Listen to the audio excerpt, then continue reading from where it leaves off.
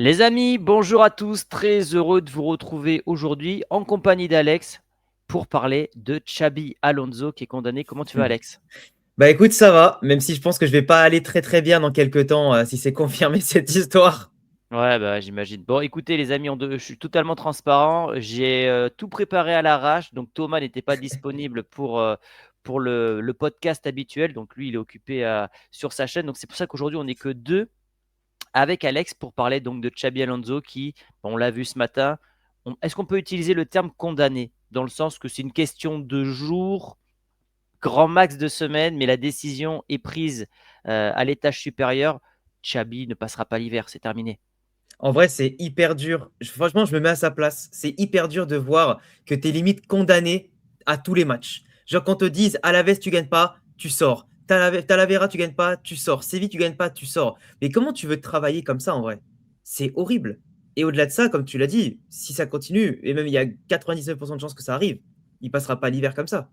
Alors, et là, il reste trois matchs au moment où on se parle. C'est des matchs qui sont abordables. À la veste, il y a un match de Copa del Rey mercredi prochain et la réception de Séville. Mm, Tu gagnes ces trois matchs, tu as déjà la Vox Populi qui est de ton côté, tu peux gagner du temps, mais mm. malheureusement, tu as l'impression qu'en haut, le profil de Xabi Alonso ne correspond pas aux attentes, en tout cas du club. On y reviendra tout à l'heure plus en détail. Là, je te partageais quelque chose à l'instant. Mm. Xabi Alonso pourrait être limogé même en cas de victoire dimanche. Même en cas de victoire dimanche, le sentiment au sein du club est que ce n'est pas une question de temps et que c'est une question de temps car la direction ne croit pas qu'il puisse renverser la situation. Juste pour info, il part à Alaves avec deux défenseurs. En fait, Deux défenseurs. c'est ça Il y a aussi tout. qu'il faut. Mais vas-y. T'as des absents, comment il s'appelle, t'as quasiment aucun joueur qui est capable de marquer un but à part Kylian. Kylian, des fois, t'y vas aller sans lui à Alavés. Et en fait, t'as tout un tas de choses dans la construction de l'effectif et dans la situation aussi actuelle. Comment tu veux? En fait, ça lui retombe tout dessus. Le pauvre, il se mange, Il mais est, toutes les variables possibles. il est entre le président, enfin la direction, et entre les joueurs qui ne veulent pas s'entraîner. Et qui C'est aujourd'hui, tu as horrible. vu, enfin, contre City, ils ont tous dit on va essayer de le sauver, de le sauver. Mais c'est parce qu'il y avait aussi la bronca du public et tout ça. Donc en fait, les joueurs ont été plutôt lâches dans cette histoire. Et bon, on en reparlera après du public parce que moi, pour moi, il y a plein de choses à dire à ce sujet-là. Félix Diaz qui dit je pense qu'en janvier, il ne sera plus l'entraîneur de Madrid. Il faut savoir que Félix Diaz, c'est un journaliste qui est très proche Mm, de la direction de Madrid. On peut le considérer même comme un porte-parole de la direction. Donc, ce qui fait fuiter là, c'est pour, entre guillemets, communiquer, déjà préparer la Vox Populi, les fans de Madrid, à un mm. départ de Xabi Alonso. Parce que oui, là, enfin, les supporters de Madrid, dans leur globalité, défendent l'entraîneur. Et il y a eu des sifflets ce mercredi contre Manchester City. Concernant les joueurs, moi, je pense même que ça peut aller vers la direction dans quelques temps. Ah, mais moi, je suis entièrement d'accord. Là, le truc, c'est que je pense qu'il prépare le terrain, comme tu l'as dit, aux supporters pour pas qu'il y ait de surprise dans le cas où il est limogé avant janvier ou en janvier. Mais en fait, c'est contradictoire quand tu sais que là, c'est les joueurs qui en prennent plein la gueule et que bizarrement, la direction commence aussi à en prendre plein la gueule dans tous les choix qu'ils ont faits qui vont leur coûter très très cher. Mais pourtant, c'est l'entraîneur qui subit cette campagne de potentiel licenciement ou de dénigrement. Et ça m'énerve, ça m'énerve. En fait, j'ai l'impression que on voit tous le problème et qu'ils nous prennent un peu pour des cons, tu vois. Et en mode, c'est pas ce qu'il faut. Et encore une fois, le fusible qui va sauter, c'est pas le bon, quoi. On va juste déporter le problème, encore une fois. Sachant qu'il y a eu une campagne médiatique d'anciennes stars, de Nadal, etc. Et Ouais, tous ont été unanimes. Encore Steven Gerrard, Thierry mm, Henry, qui a dit ouais, notamment que les joueurs n'écoutent pas les consignes. Quand tu as autant de grandes stars du football, des voix importantes de ce sport qui soutiennent Xabi Alonso et que le club prend la décision inverse, j'ai vu ce matin la comparaison avec Manchester United, mais tu as l'impression que là, on ne va pas devenir le nouveau Manchester United, mais on, se, on est en train de faire une grosse erreur. Parce qu'on a tous la sensation qu'on a l'homme qu'il nous fallait depuis des années, c'est-à-dire qu'on voulait un profil différent mm. d'un Zidane et d'un Ancelotti. On fait venir un mec qui connaît la maison Madrid, qui a gagné à Madrid, qui est un entraîneur avec des nouvelles idées. 6 mois après, il prend la porte. C'est dépitant. Mais surtout que c'est dépitant parce que ouais, on a enfin quelqu'un qui va apporter du jeu. Alors moi, je l'ai toujours dit, je préfère au foot gagner en jouant mal que perdre en jouant bien. Les trophées, on Oui, retient que les vainqueurs et on retient que ça dans l'histoire, ça, OK, il y a pas de problème. Mais là, on a un groupe jeune qui a un potentiel monstrueux, mal construit, mais un potentiel monstrueux. Tu as un entraîneur qui est jeune, qui a fait déjà un début de carrière d'entraîneur vraiment excellent, avec un très bon Bayern, etc. en face, une différence de budget, de talent, ce que tu veux. Et là, on lui a pourri sa carrière avec ouais. une étiquette Mm. d'entraîneur surcoté qui se fait virer, qui perpétue la tradition de l'entraîneur espagnol qui ne réussit pas depuis Del Bosque. Et le problème, c'est qu'en fait, là où on avait l'homme de la situation, on va vouloir remettre un gestionnaire d'ego C'est plus ça. qu'un mec qui fait du football. Mais si tu voulais vraiment un gestionnaire d'ego, pourquoi on n'a pas gardé Carlo du coup? Je Ben, comprends c'est pas. ça. Je C'est ça. comprends pas. Ça C'est sert ça. à quoi? Regarde ce que dit Riles. Bon, Riles, on sait qu'il est très bien renseigné du côté de Madrid. Malgré tout Bah ce qu'on oui. entend, je vous le dis, c'est confirmé. Notre club veut un coach qui cajole les joueurs et gère les humains avant de gérer le football.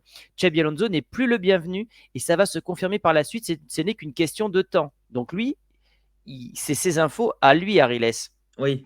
Donc c'est pas, il reprend pas des médias espagnols, etc. Et ça va dans le même sens. Donc il n'y a pas de fumée sans feu. Ce qui dérange le club en ce moment, c'est que les supporters critiquent les joueurs et pas le coach. Les joueurs sont soutenus devant le coach et sa manière de faire. Bref, ça va mal. Et c'est pour ça que je suis intimement persuadé, j'ai pas des dons d'oracle, mais je suis quasiment persuadé que en prenant cette direction de licencier l'entraîneur et de ne pas sanctionner les joueurs qui se sont comportés comme de petits cons, il faut dire les termes, Ah, des princesses. des princesses, les supporters vont ensuite se retourner contre la direction. Ah, mais Et Pérez, Pérez qui a démissionné en 2006, il ne pourra pas démissionner là parce qu'il n'y a pas un Raoul qui est capable de lui tenir tête comme à l'époque, parce qu'il n'y a pas de leader dans cet effectif-là, mais il peut gâcher sa sortie, Pérez. ah, mais de toute façon, je sais plus si on en avait parlé ensemble, mais on avait fait un petit bilan, je crois, la dernière fois dans le podcast. On disait que 2020-2024, on avait commencé la décennie, mais tambour battant. Une Liga tous les 2 ans, 2 Ligues des Champions, un groupe jeune, entraîneur jeune. Tu te dis, mais qu'est-ce qui peut nous arriver? Le cycle Exactement. qui arrive pour cette décennie, il va être all-time. Et on avait même commencé à dire que potentiellement, cette décennie allait être meilleure que celle de 2010 à Oui, 2020, oui, qui avait je l'avais commencé à dit. du succès. Tu l'avais dit en plus, qui avait vraiment commencé à être bonne à partir de 2014, hormis 2012. Mais là, ils vont se saborder, mais tout seuls. Et que ce soit entre les mauvais profils, les joueurs qui tactiquement ont tout désorganisé, ceux qui ne sont pas au niveau, ceux qui ne sont pas des leaders, les leaders qu'on a jetés et pas remplacés, des mecs en plus qui ne sont plus capables de secouer leurs collègues s'ils font de la merde. Et là, le problème, c'est que on a créé quelque chose de mauvais. Mais en fait, au final, il n'y a que le Real Madrid. Tu parlais tout à l'heure de Manchester, mais j'ai l'impression qu'il n'y a que le Real Madrid qui est capable d'être en haut et de se mettre à soi-même des croche-pattes, se relever et se remettre un croche-patte derrière. Et c'est Et, terrible. et C'est pour moi, terrible. tu sais ce qui est terrible, c'est que le Real va se piéger lui-même. Hmm. C'est-à-dire que en faisant ça, donc en licenciant Xabi Alonso, tu vas donner encore plus de pouvoir aux joueurs. C'est-à-dire que si demain tu fais venir un nouveau coach et que les joueurs ne l'acceptent toujours pas, ils peuvent te refaire le même cirque. Et surtout, tu te prives potentiellement d'entraîneurs intéressés par le Real. Je te sors des noms au hasard, du Klopp, du Tuchel, enfin ce genre d'entraîneurs qui pourraient être potentiellement intéressés par le Real et qui vont dire les gars, Ah, c'est un bourbier. les joueurs ont le pouvoir, vous virez vos entraîneurs au bout de 6 mois et je vais me faire massacrer par la direction. Moi, désolé, même si je suis bien payé, j'ai pas envie de salir mon image. Parce que, bah attends, je te laisse la parole et je répondrai après. Non, t'inquiète, tu pouvais continuer. Hein. Non, non, parce que regarde, Arteta, il a mis du temps à réussir à Arsenal. Klopp, au début, c'est très compliqué avec Liverpool et avec le temps, il en fait Ouais, une, c'est une, ça. une machine. Il faut laisser du temps aux entraîneurs. Et le Real est un club, on le sait, politique, mais là, je trouve que on en devient une caricature. Moi, il y a un problème par-dessus tout et qui rejoint ce que tu viens de dire à la fin, c'est que même si tu mets un Klopp, Klopp, il a mis des années, même si c'est pas le même contexte, tu as plus de problèmes en première ligue, de concurrence, etc. Et Liverpool, c'était particulier, mais il faut du temps. Et Thierry Henry l'a encore dit, Benzema l'a encore Ah dit, bah il attends, faut tu me fais du une, tu me fais une temps. passe avec Benzema, tiens, regarde. C'est Je vais... parfait. Tu vois, il faut du temps. Benzema, il a fait une interview pour l'équipe où il a quand même ciblé, mais en plus, tu vois, il a dit les termes comme si c'était nous. Il a dit clairement que les joueurs stars de l'effectif ne Si. discutent pas entre elles, que chacun veut tirer la couverture à lui, que chacun veut marquer son but ou faire des choses sur le terrain qui ne lui correspondent pas. Il dit bien que Mbappé doit être le buteur, que Vinicius doit être l'ailier, que Bellingham doit être Attends, le regarde, meneur. je vais le citer, Alex. Du moment C'est que infernal. chacun sait ce qu'il doit faire sur le terrain, c'est terminé. Parce que là, on parle quand même des mecs qui Ouais. sont dans le top 10 des meilleurs joueurs du monde et ils sont tous dans la même équipe. Tout le monde veut être le meilleur, donc c'est un peu compliqué. Et le journaliste lui dit, mais ce sont des problèmes d'ego alors. Mm. Mais aujourd'hui, tu n'as plus trop ce genre de joueur au Real. Tu n'as pas un joueur plus expérimenté qui peut dire à Bellingham, Mbappé ou Vinicius ce qui ne va pas. Donc c'est compliqué. C'est exactement ce qu'on disait. Le chat Mm. n'est pas là, les souris dansent. Il n'y a plus de Kroos, il n'y a plus de Modric, il n'y a plus de Ramos. Quand je vous dis que moi je veux un Ramos dans ce vestiaire, c'est pas évidemment d'un point de vue sportif parce qu'il n'a plus les cannes, c'est plus pour remettre de l'exigence dans ce vestiaire et recadrer certains jeunes qui font n'importe quoi. Mais Là, c'est on là où parle j'en de. veux à Oui, oui. Carvaral. À Carvaral et Il y Courtois a... qui sont plus âgés, qui se laissent faire aussi. Ils se laissent Voilà. faire. Voilà, exactement. Non, mais je pense qu'en fait, ils sont blasés. Les mecs, il leur reste un an à Mm. tirer, 2 grands max. Ils se disent, Bah bon, ouais. c'est bon. Et il a dit, l'entraîneur, à mon avis, le dit, mais d'une autre manière, parce qu'aujourd'hui, le foot, franchement, c'est très compliqué. Les joueurs ne se parlent plus entre eux et ça se voit. Moi, j'ai fait mon travail, j'ai mis mes buts. C'est ça le foot d'aujourd'hui. Et quand je disais au début de saison, pareil, moi, j'ai pas la prétention d'avoir des infos, je donne toujours mon avis, que Mm. Modric, fallait le garder pour au moins Mm. faire la transition, lui qui a joué avec Xabi Alonso il y a 10 ans et la nouvelle génération. Là, tu t'es séparé de tous tes cadres en l'espace de 2 ans, tu as laissé la jeune génération au pouvoir. Et franchement, bon, je te le dis, Alex, je n'ai pas le même regard, je n'aurais plus le même regard sur Valverde, sur Ah non, pareil. Bellingham, sur Vinicius, quoi qu'il fasse derrière. Ah, Quoi qu'il fasse ils m'ont derrière, déçu. Ils m'ont ils m'ont déçu. déçu. Valverde qui a fait le petit révolutionnaire qu'un suiveur et pas autre chose, et qui en plus a le brassard de capitaine, Ah non, alors non, que sur le terrain il est merguez, et que le mec, depuis le début de la pseudo-crise, il n'est jamais monté au créneau en interview. C'est Raúl Asensio qui a un merdeux de 20 ans qui est monté en équipe première depuis un an, qui a plus fait d'interviews d'après-match que lui. Là, comme tu l'as dit tout à l'heure, ils ont tous fait les lâches en venant parler parce que c'était la bronca du Bernabeu, c'était devant City, etc. Mais là, ça fait des matchs qu'il y a petit à petit un coup de Tchouaméni, un coup Kama, un coup Rodrigo qui monte au créneau, mais c'est pas suffisant. Et moi, tu vois, tu l'as dit tout à l'heure, tu peux faire venir Tourelle ou qui tu veux. Même Guardiola, il a fait une pique l'autre jour au Real Madrid en disant que c'est le métier le plus dur du monde d'entraîner le Real et que lui, avec ses résultats avec il City, serait fait il virer aurait aussi. été viré. Donc au final, tu vas mettre qui? Xabi, ancien grand joueur, début d'entraîneur au top, il ne se fait pas respecter. Ancelotti sur la fin, il ne se fait pas respecter. On perd les leaders qui n'ont pas été respectés. On va mettre qui? Klopp, Arbeloa, ils vont pas se faire respecter. C'est une vérité. Là, aujourd'hui, en fait, on a donné le pouvoir à des gamins qui ont le melon, qui passent plus la porte. On leur a donné des salaires et des contrats importants. On peut pas les virer comme ça. Et parce que les autres équipes n'ont pas les moyens de les payer ou ce que tu veux. Bah maintenant, on est prisonnier. On est prisonnier. C'est la Casa des Papel à domicile. Vraiment. C'est ça qui est Alors, fou. petite parenthèse, les amis, et je m'excuse pour ça. C'est vrai que mes titres et mes vidéos ont un angle très négatif depuis quelques semaines. Malheureusement, j'aimerais vous dire que tout va bien, que je suis confiant, etc. Mais les nouvelles sont très mauvaises concernant le club. Donc, ce n'est pas une volonté de ma part de faire une ligne éditoriale putaclic ou se dire que tout va mal pour faire des clics, etc. C'est pas du tout ma volonté, mais c'est que c'est vraiment une catastrophe ce qui se passe en ce moment. Je te partage, regarde, la Hum, lettre qu'avait écrit Zidane à son départ en 2021. Tu vas voir, lettre ouverte de Zidane après sa démission en 2021. Et je te poserai d'ailleurs une question par rapport à Xabi. Ce qui m'a le plus blessé, c'est de lire dans les journaux après chaque mauvais résultat que je serai licencié si je ne gagnais pas mon prochain match. C'est exactement ce qu'on est en train de vivre actuellement avec le Basque, le coach hum, basque. Je détestais ça et toute l'équipe détestait ça, car ces messages divulgués intentionnellement ont créé une ambiance négative au sein de hum. toute l'équipe, semant le doute et l'incompréhension. Et, J'avais des joueurs formidables à mes côtés qui m'ont soutenu sans relâche et à chaque fois que la situation se compliquait, ils m'ont sauvé grâce à des victoires incroyables parce qu'ils croyaient en moi et ils savaient que je croyais en eux. On assiste exactement à la même situation. Alors même si Xabi Alonso est sans doute moins soutenu, il y a moins d'unanimité dans le vestiaire, mais il y a quand même des joueurs qui le kiffent à Xabi. Faut hum. pas dire que c'est tout le vestiaire qui est contre lui. Est-ce que Xabi Alonso n'aurait pas tout intérêt à démissionner pour balancer la patate chaude sur la direction, Zidane, en faisant un communiqué très court, comme Zidane en 2021, comme ça montre que ce n'est pas la première fois.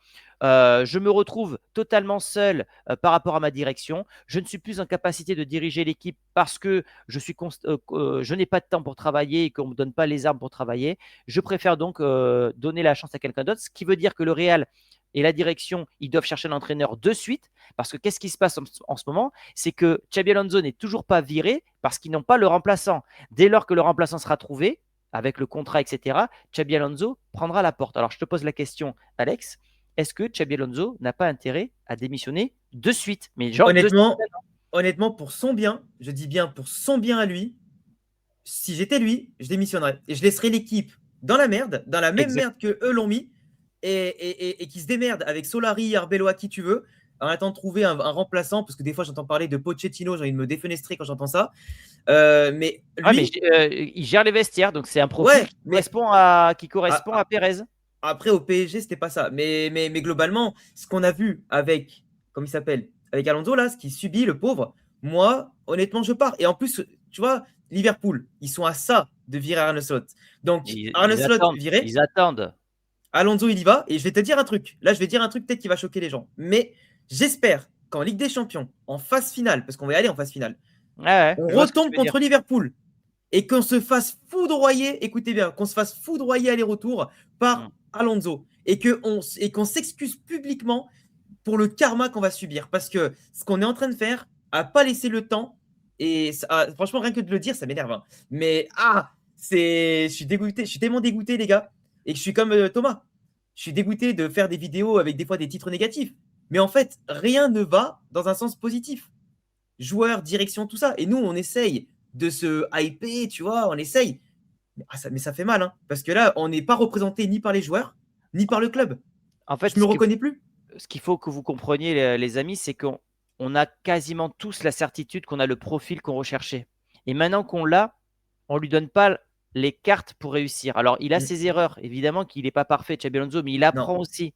Bah oui, il apprend. Et en fait, on ne lui donne pas ce temps-là. Et j'ai l'impression que la direction, elle pense à l'envers. Et je suis intimement persuadé, une nouvelle fois, qu'à la direction, il y a des courants différents et que ces courants différents, ça divise le club. Donc, si tu as le club qui est divisé à la tête, bah, tu le ressens également au niveau du vestiaire parce que la question va se poser, qui prendra le trône après Florentino Pérez en 2029? Nadal n'est pas éligible en 2029. Il n'a pas 20 ans de socios. Et il faut cette condition-là. C'est sine qua non, sauf s'il change les règles d'ici là. Je crois que Nadal, c'est 2032 ou 2033. Donc, la question, c'est qui prend la direction après Pérez? Tu vois, c'est ça. Et je suis Ouais. sûr que ça fout le bazar dans la direction. Je voulais te Ben, montrer. surtout que Pérez, ouais, il est plus tout jeune. Là, il est en Ah train non. de faire les fondations du prochain Real Madrid entre le stade, entre ce qu'il voulait faire pour la Ouais, Super League, etc. L'affaire Negreira et tout le bordel qu'il est en train de mettre en place.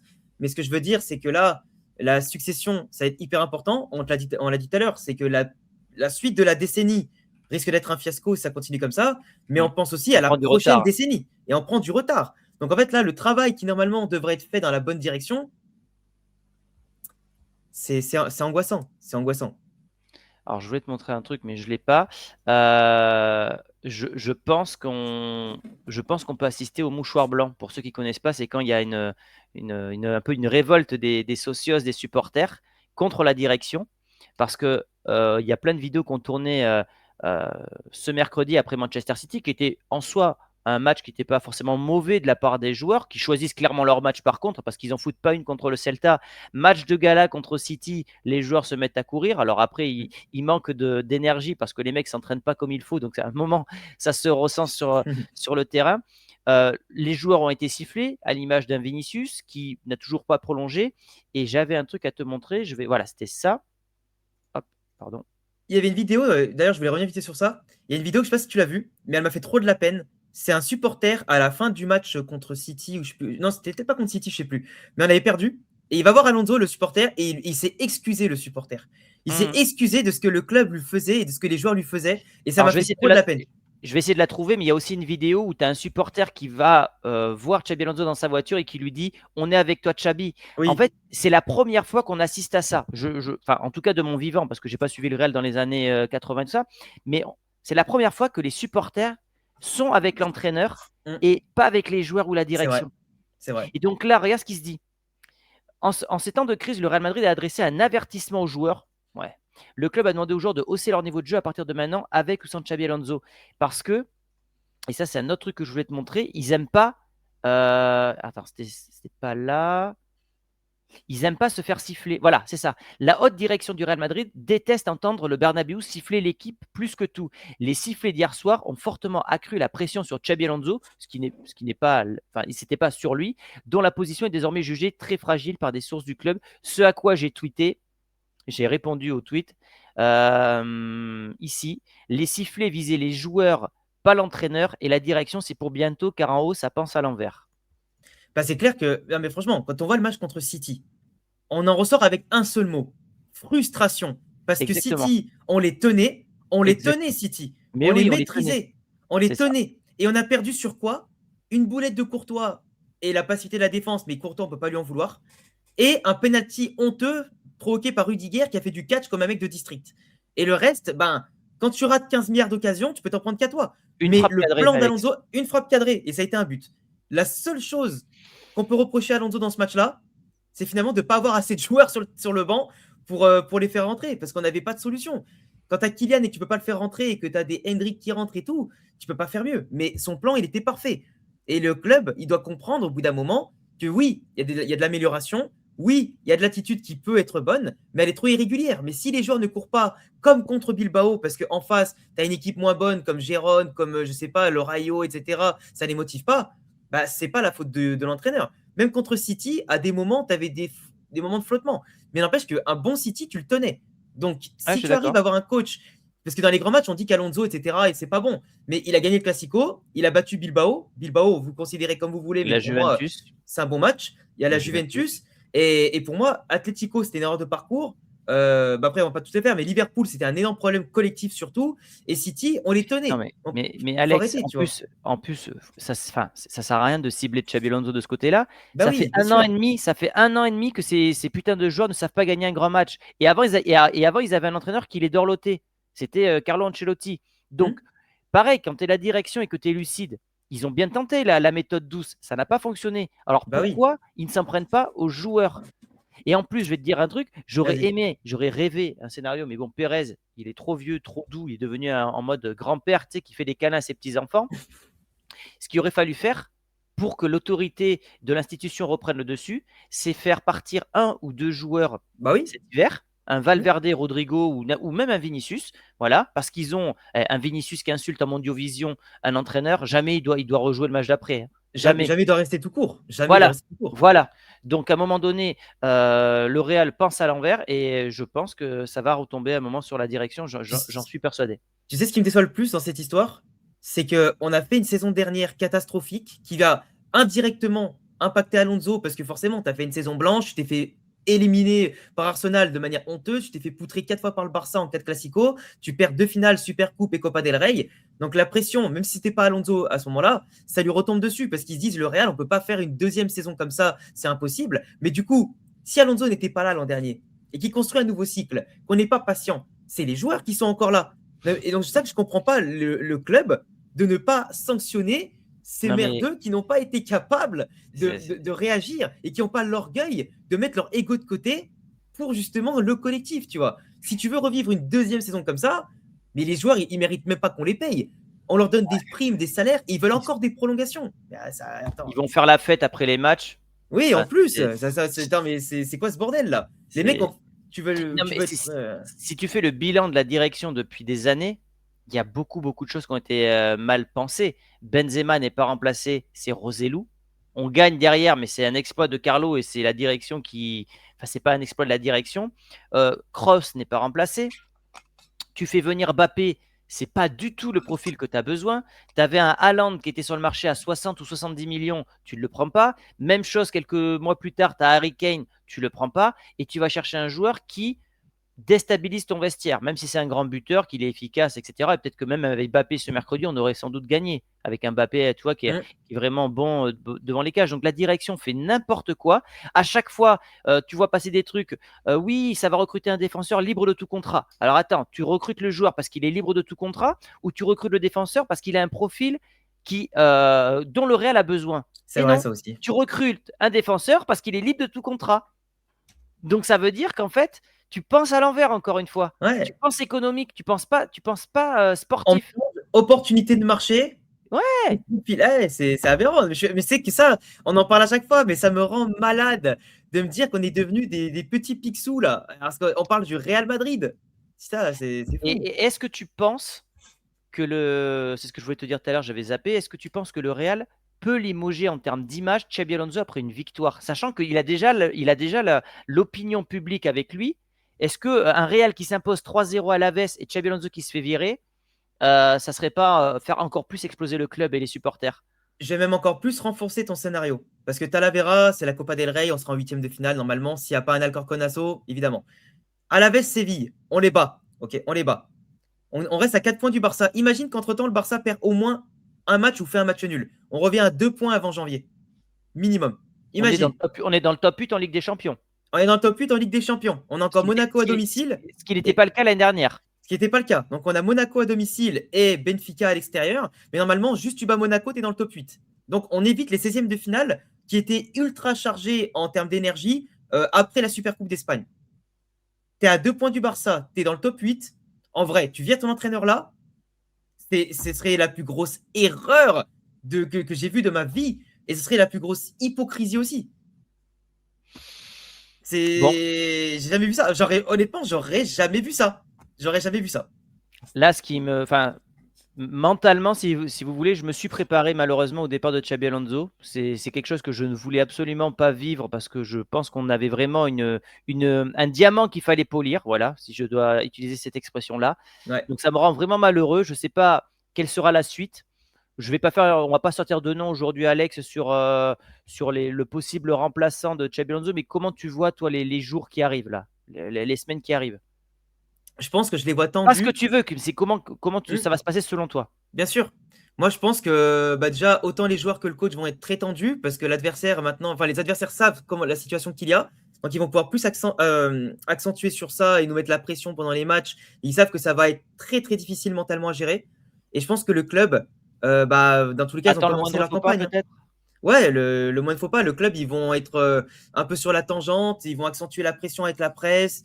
Je pense que ça va devenir insoutenable. Et en vrai, honnêtement, je serais même pas surpris, comme tu as dit tout à l'heure, que Xabi démissionne. Je serais même pas surpris. Parce que tu as beau avoir le mental et connaître la maison, si tu peux pas travailler dans les bonnes conditions, autant partir, quoi. Ça serait le meilleur scénario possible.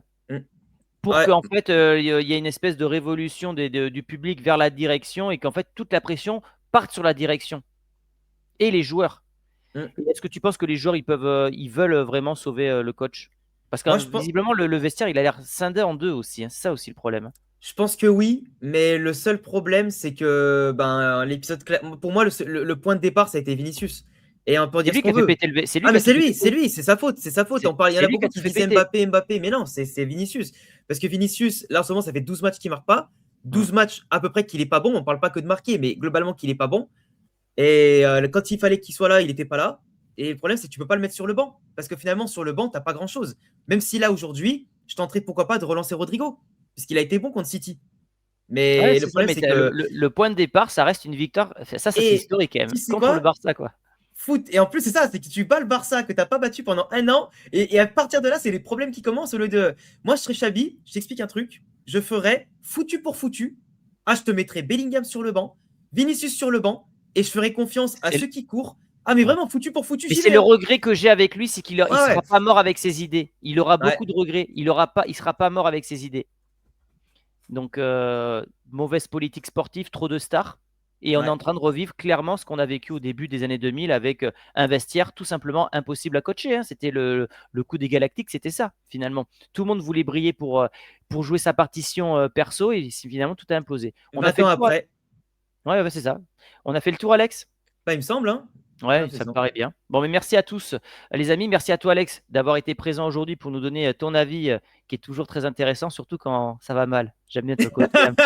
J'aime bien balancer les petits termes et tout, mais après, moi, je suis Voilà. dégoûté. J'aimerais bien que ça se passe bien pour qu'on kiffe tous ensemble et tout, là. Fait Voilà. chier. Bon, vous avez la chaîne d'Alex, évidemment en description. Allez lui donner de la force. Et nous, on vous dit, les amis, à très vite. À la Madrid. Ciao. À la Madrid.